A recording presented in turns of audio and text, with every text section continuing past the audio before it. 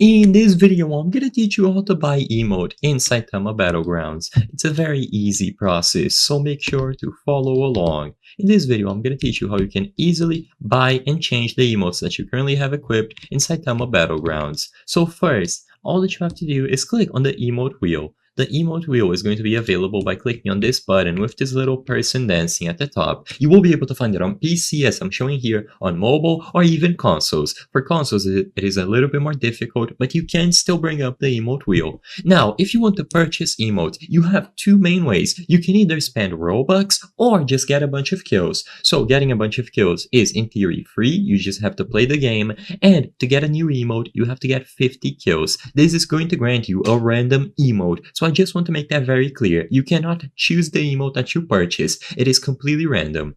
Alternatively, if you want to spend Robux, which can significantly speed up the process, all that you have to do is choose between buying one emote for 25 Robux, 5 emotes for 125, or 10 emotes for 250. When you click on any of these options, this menu will appear and you will be able to spend your Robux to get a bunch of emotes.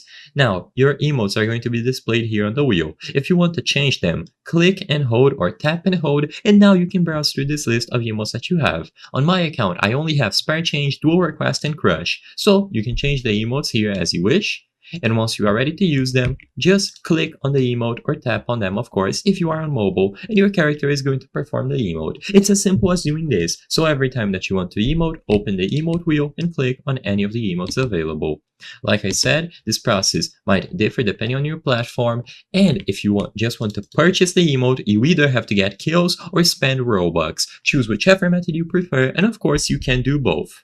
I hope I was able to help you on how to buy emote in Saitama Battlegrounds. If this video helped you, please be sure to leave a like and subscribe for more very easy tips. Thank you for watching.